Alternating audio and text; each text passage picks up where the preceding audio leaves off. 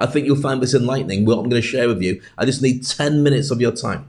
So I'm going to share something with you. I'm going to show you a video that will blow your mind, okay, in a good way.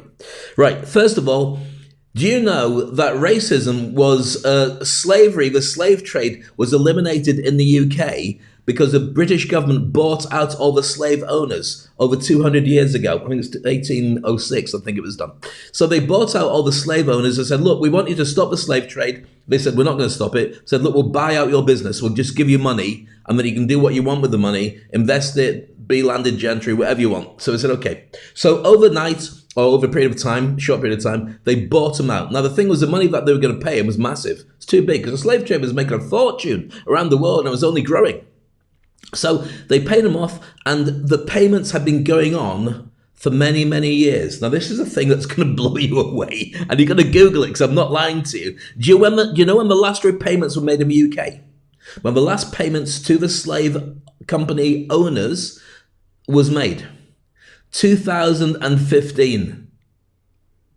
2015, the last repayments were made. So that means a ton of people who are rich in the UK got rich off the fact that they got constant money from the government to be super rich because they're paying off the slave trade. Now, it's a worthy trade-off as far as I'm concerned for lots of different reasons, but think how many people were paying tax to the government where the money wasn't going to, you know, the health service or unemployment benefit. It was going to pay off the slave trade from 200 years previous, where if people had known about it, probably would have said, right, stop that right there and then. They got enough money. But it was a deal that was made, but most people didn't know about, and even now, most people don't know. Isn't that just a mind-shattering experience, an idea? Good. So now I want to talk about institutional racism.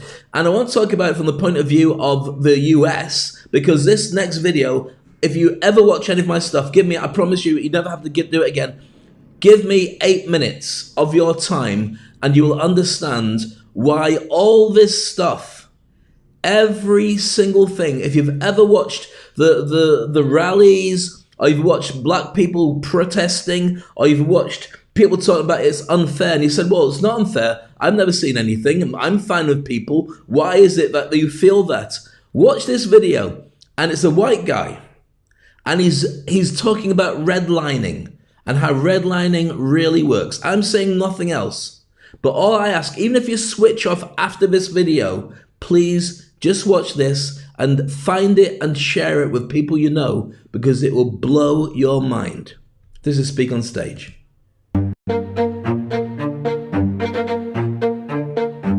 We've left untouched the biggest segregation of all, that overwhelms everything else and hangs over our entire society, and that is that every metropolitan area in this country is residentially segregated. I've lived in many of them. There are clearly defined areas in every one that I've lived in that are all white or mostly white, or all African American and mostly African American. And all of us accept this as part of the natural environment. It's not we think it's a good thing. We say it's too bad, but we think it's sort of natural, normal, something we accept. It's not that we've tried to do anything about it and have failed. We've never even tried. And so in order to rationalize to ourselves our failure to undo it, we've adopted the national myth. And that myth is pervasive. It's pervasive across the political spectrum. The liberals and conservatives hold it. The blacks and whites hold it. The name of that myth is we have de facto segregation. Not something that was created by government like all the other segregations that we undid in the 30s, 40s, 50s, and 60s, but this is something that sort of just happened by accident. It happened because people like to live with each other of the same race. Or it happened because private actors, whether they were real estate agents or bankers or private citizens, discriminated in how they sold or rented homes. Or it happened because African Americans happen to be poorer than whites on average, and therefore they can't afford to move to middle-class communities. De facto segregation is an utter myth.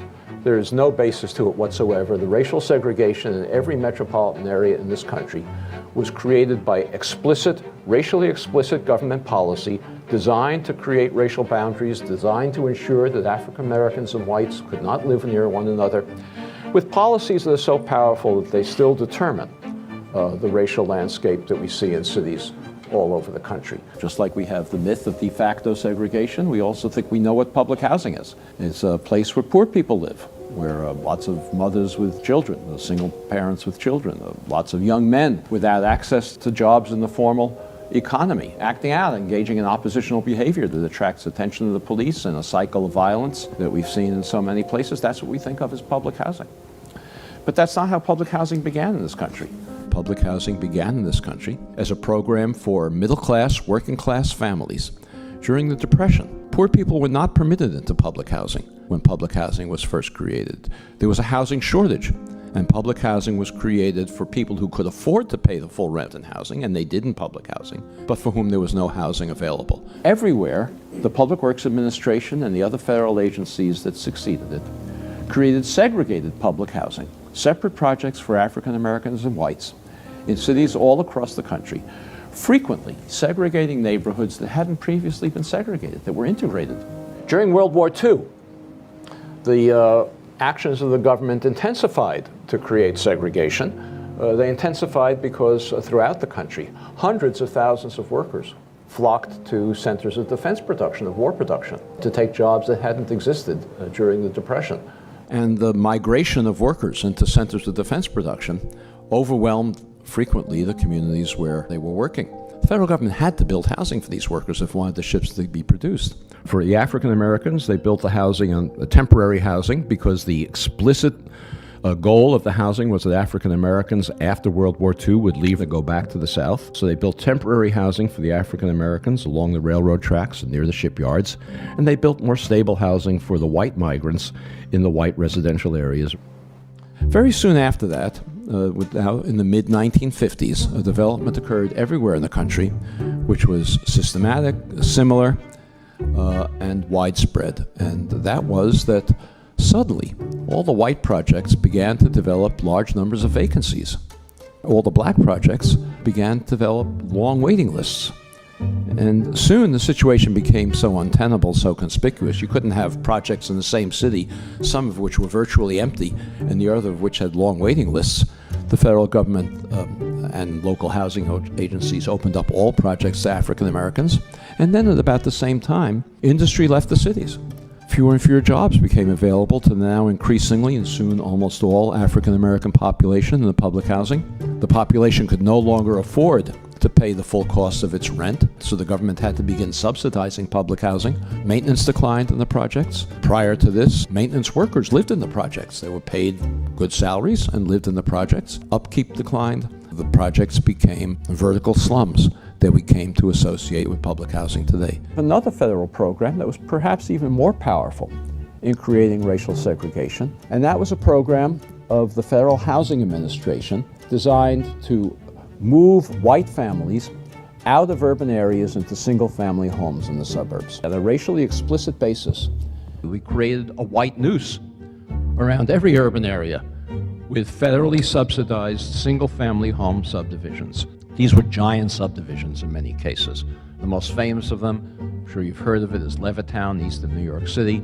17,000 homes in one place. What bank would be crazy enough to lend a developer the money to build 17,000 homes or 15,000 homes in one place for which he had no buyers? We were in a suburban country at that time. People thought the whole idea was lunacy. Who's going to want to live in a single-family home when they can live in the city instead? Any of these developers, the only way they could get the capital to build these giant subdivisions was by going to the Federal Housing Administration, submitting their plans for the development, for approval of the construction materials they were going to use, the architectural design, the layout of the streets in the subdivision, and an explicit commitment not to sell a home to an African American, required by the Federal Housing Administration. The Federal Housing Administration even required, as a condition of these guarantees, developers like Levitt to place a clause in the deed of every home prohibiting resale to African Americans or rental to African Americans. These deeds still exist in these homes today. They're no longer enforced, no longer enforceable, but they're still there. What was the consequence of this? Well, those homes in those days,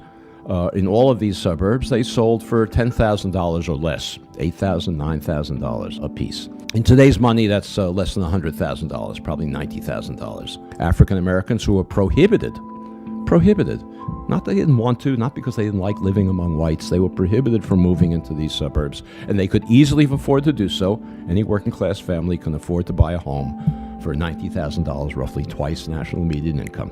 Those homes and developments like that now sell for $300,000, $400,000, $500,000 and more. The white families over the next couple of generations gained, you can do the arithmetic, $200,000, $300,000, $400,000, $500,000 in equity.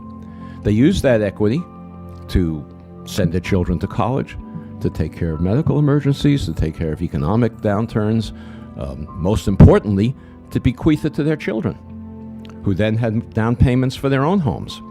African Americans who accumulated none of that wealth as a result of this federal subsidy had none of those abilities. Today, nationwide, African American incomes are on average about 60% of white incomes. African American wealth today is 10% of white wealth. That enormous disparity between a 60% income ratio and a 10% wealth ratio is entirely attributable to unconstitutional federal housing policy practiced in the mid-20th century that has never been remedied. It's a constitutional violation, and of course it determines the ongoing racial inequalities we have today.